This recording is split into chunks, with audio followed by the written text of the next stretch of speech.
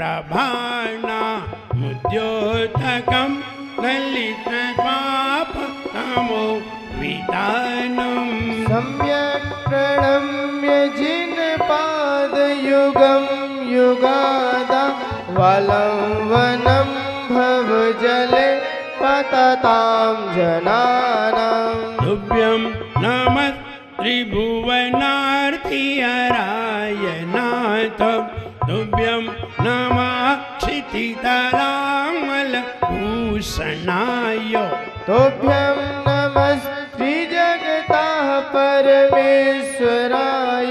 तुभ्यं नमो जिन भवो दधिशोषणाय उन्नित रहे नव पंकज पुंज कांति परियुल्लसन नखमयूख शिखा विरामौ पादौ पदानि तव यत्र जिनेन्द्र दत्ता पद्मानि तत्र विबुधा परिकल्पयन्ति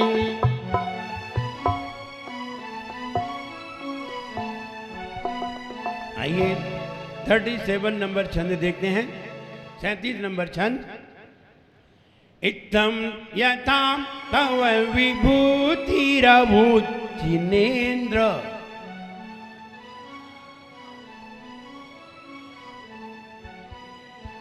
इत्थं यथा तव विभूतिरभूत् जिनेन्द्र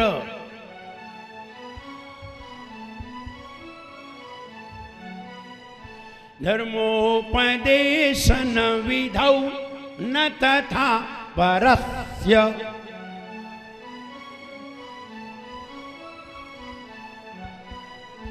यादृक् प्रभा निन्नकृता प्रहतान्धकारा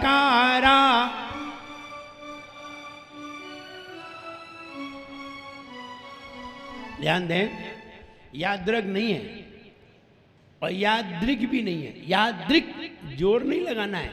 यादृक यादृक ऐसे नहीं, यादृक यादृक यादृक यादृक ऐसे नहीं बोलना है। यादृक प्रभा दिन कृता प्रहतान्धकारा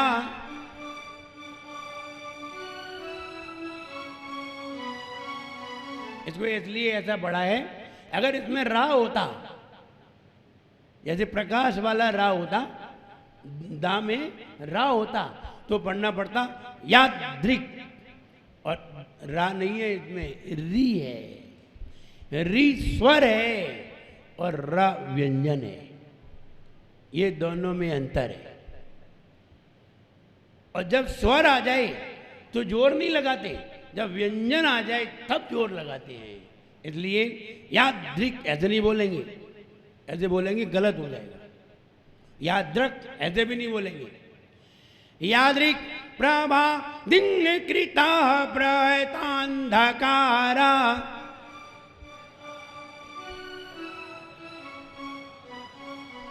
तादृक, इसको भी ऐसे ही बोलना है। तादृक कुतो ग्रह गणस्य विकासिनो अपि,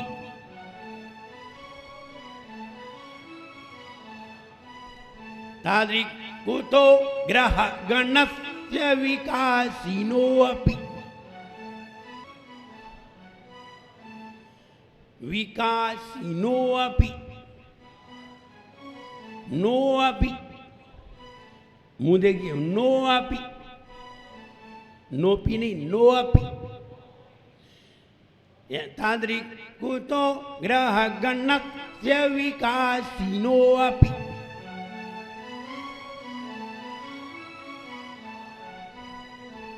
यह छंद दुष्टता प्रतिरोधक। दुष्टता, सामने वाला व्यक्ति, अगर हम किसी से हाथ जोड़ रहे हैं और किसी से क्षमा मांग रहे हैं, लेकिन सामने वाला व्यक्ति क्षमा करने के लिए तैयार नहीं है, वो अपनी अहंकारता, अपनी दुष्टता को छोड़ नहीं रहा है। हम तो हाथ जोड़ने को तैयार हैं, वो मुंह से दो शब्द भी कहने को तैयार नहीं है। सामने वाला दुष्टता रखे हो, दुष्टता अपने मन में रखे हो, अब हम क्या कर सकते हैं? हम तो क्षमा ही मांग सकते हैं। हमने क्षमा मांग ली, लेकिन फिर भी सामने वाले ने अपना वैर नहीं छोड़ा। अब क्या करें? अब कोई तरीका बताइए। हमने सामने वाले से वैर भाव दूर कर लिया, अपने मन में उससे क्षमा कर दिया, क्षमा मांग भी ली, पांव भी पड़ लिए, भोजन भी करा दिया, और क्या आदमी खाने से ही मानता है? भोजन भी करा दिया घर पे बुला के, और भोजन भी, फिर भी उसने अपनी दुष्टता को नहीं छोड़ा। अब क्या करें? कुछ मत करो, ऐसे लोगों के पास जाओ ही मत। एक बार क्षमा मांग ली, जय जिनेंद्र, अपना 37वां छंद पढ़ के ये वाला भाव लीजिए। और ये वाला भाव हमने अगर अपने मन में खड़ा कर दिया, अपने मन में भाव ले लिया, भगवान की समोच्च शरण से प्रशंसा कर ली, उनकी दुष्टता तो अपने आप ही खत्म हो जाएगी। वे खुद ही अपने आप सोचने लगेंगे हम क्षमा करते हैं और हमें अब क्या मतलब है, सामने वाले ने क्षमा मांग ली है, अपने आप ही उसके मन में परिवर्तन आ जाएगा। कहने का मतलब, वैसे हम क्षमा मांग रहे थे तो उसके मन में परिवर्तन नहीं आ रहा था, लेकिन हमने भगवान की भक्ति की, सब परिवर्तन आ गया। ध्यान रहे, जो व्यक्ति भगवान की आराधना करता है उससे कोई भी ना तो शत्रुता रखता है, ना उससे कोई द्वेष करता है, ना उससे कोई लड़ना चाहता है, ना उससे कोई परेशान करना चाहता है, कुछ नहीं करना चाहता। उससे तो प्रेम करना चाहता है, उससे दोस्ती करना चाहता है, उसको अपने घर पे बुलाना चाहता है, उससे अपना संपर्क बढ़ाना चाहता है, क्योंकि ये सज्जन आदमी है। ध्यान रहे, अगर कहीं जैनों की कॉलोनी हो, जैन लोग बहुत रहते हो, वहां प्लाट लेने के लिए हर व्यक्ति तैयार बैठा है। क्यों बैठा है बताइए? क्योंकि ये भले आदमी है, ये भले लोग हैं, इनके पास हर व्यक्ति रहना चाहता है, इनके पास हर व्यक्ति बैठना चाहता है, इनसे हर व्यक्ति संबंध बनाना चाहता है, क्योंकि जैन समाज के लोग बड़े ही दयालु प्रकृति के होते हैं, करुणाशील होते हैं, व्यवहारशील होते हैं। मैं बाहुल्यता की बात कर रहा हूं, 95% की बात कर रहा हूं, 5% की नहीं। 5% तो इसमें भी खराब होती है।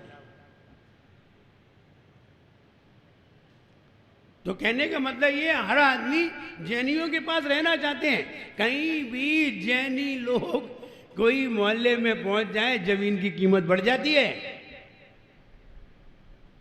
मकानों की कीमत बढ़ जाती है। क्यों बढ़ जाती है? क्योंकि वहां अच्छे लोग पहुंच जाते हैं, और अच्छे लोग पहुंचते ही व्यक्ति वहाँ रहना चाहता है, वहाँ अपना मकान बनाना चाहता है। मुझे याद आता है बांसवाड़ा में जाइए आप, बांसवाड़ा में एक खांदू कॉलोनी है।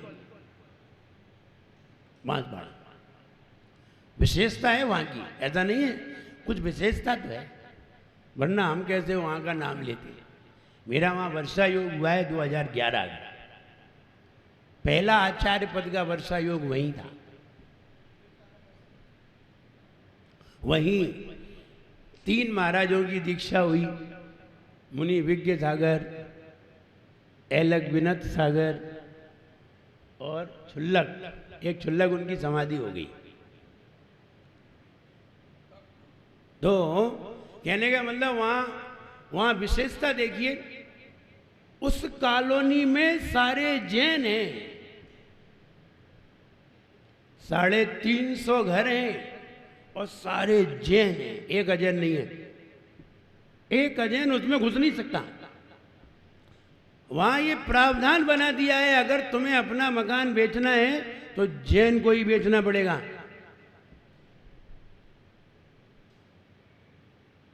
वहां देखिए प्रावधान, देखिए समाज ने एक प्रावधान बना दिया है, अगर आपको अपना मकान बेचना है, आप कहीं दूसरी जगह जाना चाहते हैं, दिल्ली जाना चाहते हैं, अहमदाबाद जाना चाहते हैं, जाइए, या तो अपना मकान जैनी को बेच के जाइए या पड़ा रहने दें। आप अजैन को मकान नहीं बेच सकते। बताइए, ऐसा प्रावधान तुमने कहीं देखा है? वहां देखा है। अगर कोई भी व्यक्ति, अजैन व्यक्ति, अन्य व्यक्ति वहां आकर के कोई उपद्रव कर दे, कोतवाली पर डेरा लग जाता है, कोतवाली बंद करवा देते हैं, सारे जैनी मिलके इकट्ठे हो जाते हैं। एक यूनिटी है। और वहां कॉलोनी के बीचा बीच में एक शानदार मंदिर है, बढ़िया मानव स्तंभ बना हुआ है और मंदिर है पूरी कॉलोनी के बीचा बीच में। ये जैन भवन है, इससे तो बहुत बड़ा है, इससे तो मेरा अंदाज है 4 या 5 गुना बड़ा होगा पूरे बाउंड्री से। बीचा बीच में मंदिर है, बाउंड्री है और बड़ा, उसके बाजू में बहुत बड़ा फील्ड है। विशेषता है वहां लगभग प्रतिदिन 150 पूजा करने वाले लोग होते हैं, प्रतिदिन 300 में से 300 घर में से 150 लोग पूजा करने वाले, अभिषेक करने वाले होते हैं। और विशेषता है वहां मंदिर के कपड़े नहीं पहनते, वहां व्यक्ति अपने घर के कपड़े, शुद्ध सफेद कपड़े पहन के आते हैं। विशेषता देखिए, ऐसा नहीं है विशेषता। वहां जब हमने पूजन शिविर लगाया तो वहां एक स्वर्ण कलश बनवाया, जो अभी वो सबसे बड़ा कलश है, 28 लाख रुपए का कलश बन के आया है, उससे अभिषेक होता है। 1 किलो सोने का कलश बन के आया है और उसी से अभिषेक होता है विशेष समय। तो कहने का मतलब ये वहां सब संपन्न लोग हैं, सब। और कॉलोनी में सिर्फ जैन है, कोई दूसरा नहीं है। कीमत भी वहां की खूब है, लेकिन हम तो ये बता रहे हैं कि पूरी कॉलोनी में जैन ही जैन है, कोई है ही नहीं।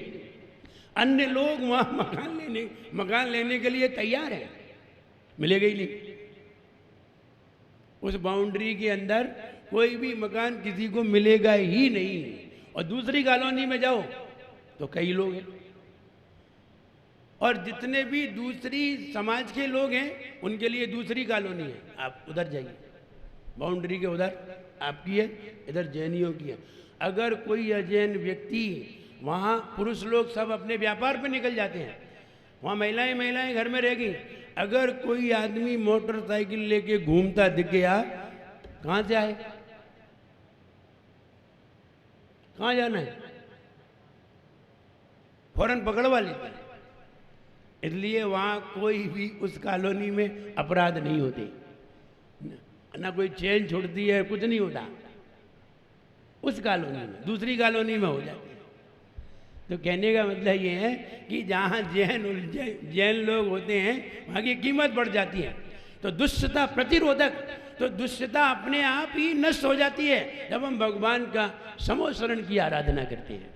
ये उस समोशरण की आराधना में जाप देखिए, ओम ह्रीम राम नमो सवो सही पतनम,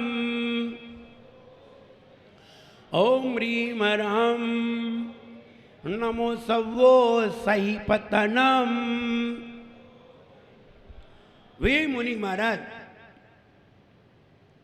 जिनके शरीर से निकलने वाले सारे पदार्थ, चाहे पसीना हो, चाहे मलमूत्र हो, चाहे नक्सीर हो, चाहे कान का मल हो, चाहे मुंह का मल हो, कहीं का भी शरीर का मल हो, कहीं का भी मल हो, सारे शरीर से निकलने वाले अवयव जिनके औषधि बन जाते हैं, सब वो सही सर्व औषधि, सभी प्रकार के अवयव औषधि बन जाते हैं। वे मुनि महाराज विदेह क्षेत्र में विराजमान, उन मुनि महाराज को मेरा प्रणाम हो भी।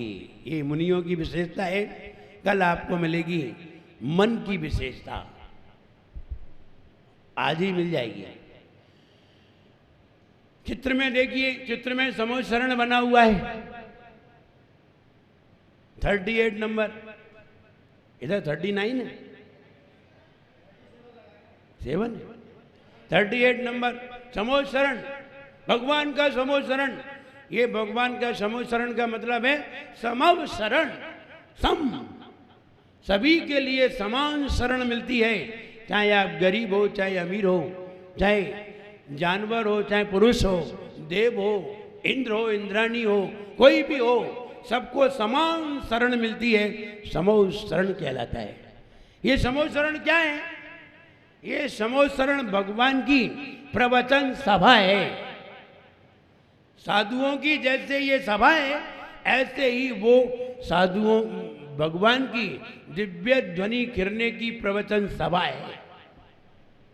दिव्य ध्वनि माने हमने बताया था प्रवचन, दुंदुबी माने अनाउंस। तो ये प्रवचन सभा है जहाँ 12 सभाएं लगती हैं और 12 सभाओं में 12 तरह के लोग बैठे होते हैं और 12 तरह के लोग उस समूह शरण में विराजमान होते हैं। विशेषता इतनी है, जमीन से ऊपर ये 10 किलोमीटर ऊंचाई पे होती है और जिसमें 20,000 सीढ़ी होती हैं। 20,000 सीढ़ी एक तरफ होती हैं, चारों दिशाओं में 80,000 सीढ़ी होती हैं। 20,000 सीढ़ियां नीचे लगा दी जाती हैं। मानव सीढ़ियों पे चढ़ता हुआ ऊपर पहुंच जाता है। बोले मानव थक नहीं जाता होगा? बस यही विशेषता है। जैसे आपने वो देखा हो, कहीं आप दिल्ली गए हो और जो मेट्रो ट्रेन जरा नीचे जो चलने वाली ट्रेन है उसमें देखा हो तो सीढ़ियों पे पांव रखते हैं और चुपचाप खड़े हो जाते हैं और ऊपर पहुंच जाते हैं। ये व्यवस्था कहीं और से नहीं आई है, ये व्यवस्था तो बहुत पहले थी। ऐसे ही आप समूह शरण में जाइए, पहली सीढ़ी पे पांव रखिए, आप 20,000वीं सीढ़ी पे पहुंचेंगे। आप थकेंगे नहीं, जरा से भी नहीं थकेंगे। गिरनार पर्वत थोड़े ही है, तो वहां सीढ़ी पे पांव रखिए और पहली सीढ़ी पे पांव रखिए, आप सीधे अंतर मुहूर्त में ही 48 मिनट के अंदर विदिन 48 मिनट्स ऊपर 20,000वीं सीढ़ी पे होंगे। और फिर समूह शरण में वो 8 भूमियां हैं। भूमियां से मतलब 8 परकोटे हैं।